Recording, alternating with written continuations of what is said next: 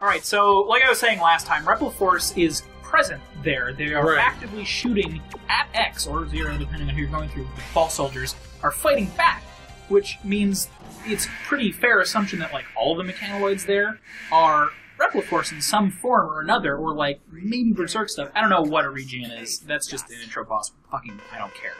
But, so the fact that Repliforce units are there attacking X, and Colonel shows up, or Iris shows up, like, members of Repliforce, high-ranking members, or, like, people associated with high-ranking members, after a Maverick Hunter is the only one there that explains what's going on, and says, like, hey, here's the situation, we should get out, which means cooperation, which is actually pretty smart on Sigma's part. Like, that whole string pulling thing's almost fine, except immediately, if Colonel isn't involved with that attack directly, upon hearing, like, wait, my soldiers were shooting at you? Okay, something is wrong.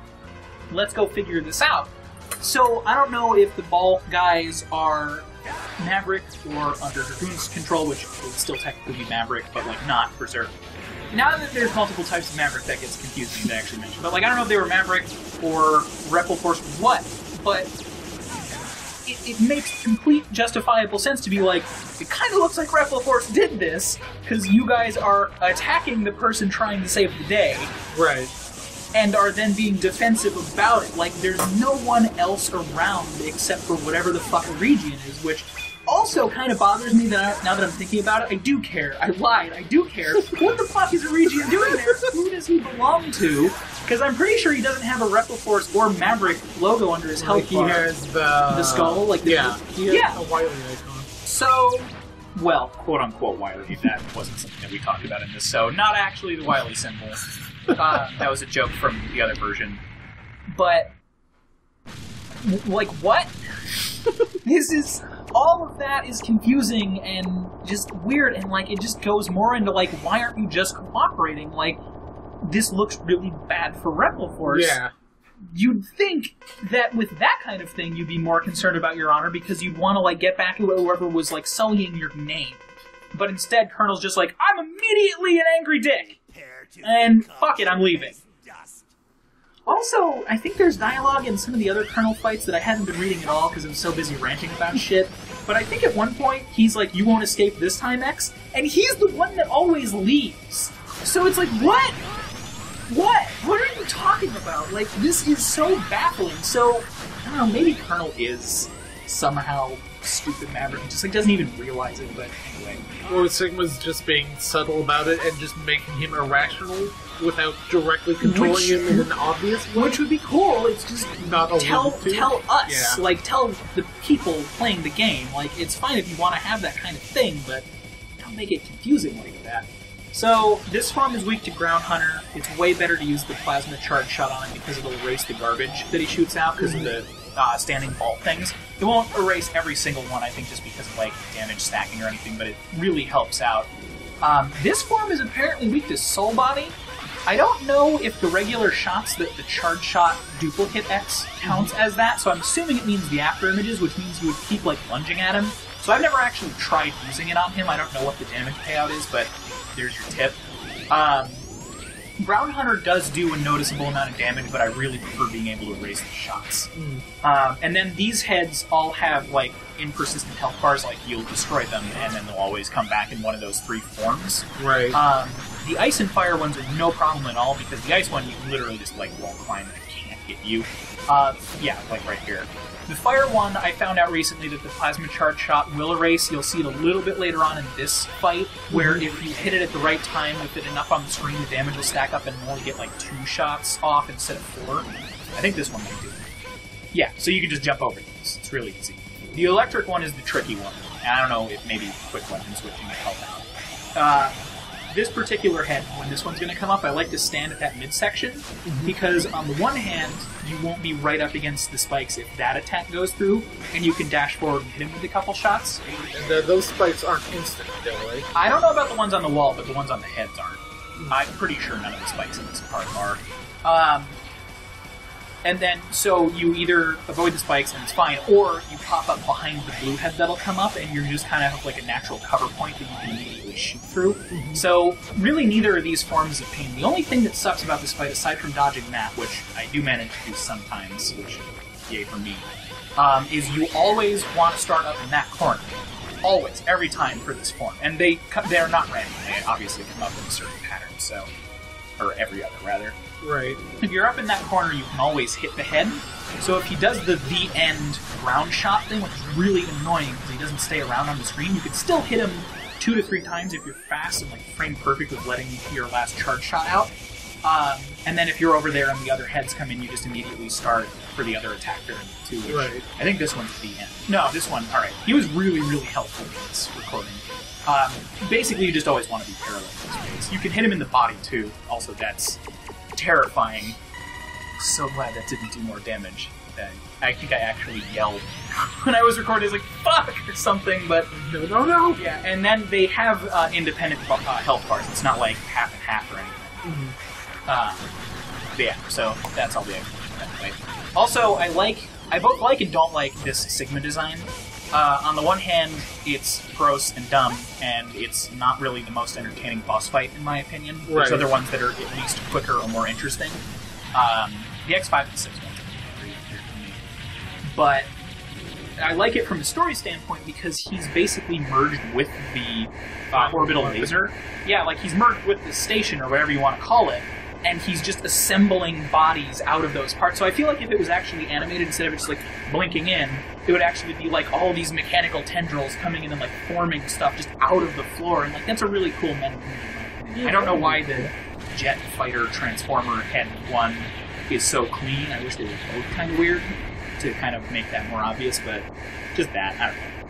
That's that whole Sigma fight. I'm done. That's game. We just gotta go through the final cutscene and credits and stuff. I try to do something creepy here, but it doesn't work the way I was hoping it would. To see if I could activate the cutscene. It's so bloody. Also, that's what that charge shot does, because it's my favorite weapon in this game, so I felt it was necessary. Hey, General, how's it going?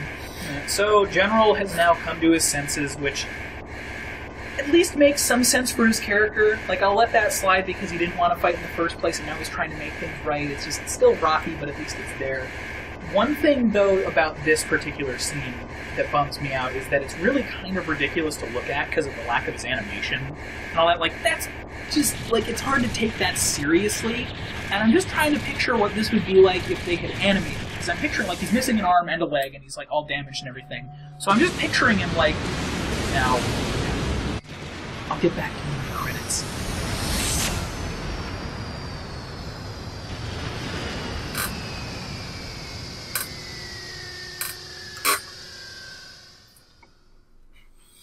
Stupid ass bopper sword.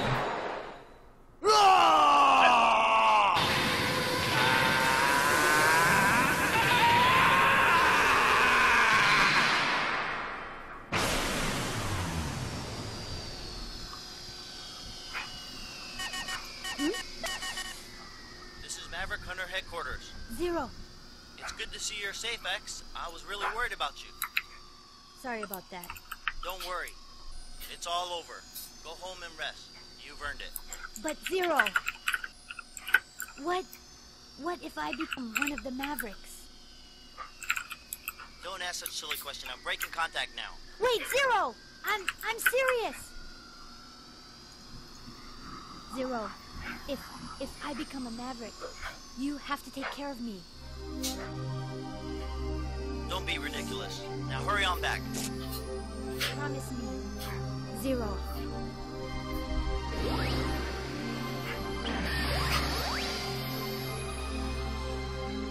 Just a quick side note there, X's eyes are canonically green, and Zero's eyes are canonically blue, and in all these animated cutscenes, those are switched. But in all the mugshots, they're correct. So, speaking of cutscenes, while this is dragging on, and then we can transition to other stuff, I'm seriously picturing just like the gravity of that final scene where instead of it like, he falls into a hole with a Mario death, like, doop thing, just like he's using his one arm, like he's on the ground, and he's just like kind of pulling himself maybe past X, like X runs in with the core there, it's like, holy shit, like what do I even do? Like this is terrible, this seems like it's unstoppable.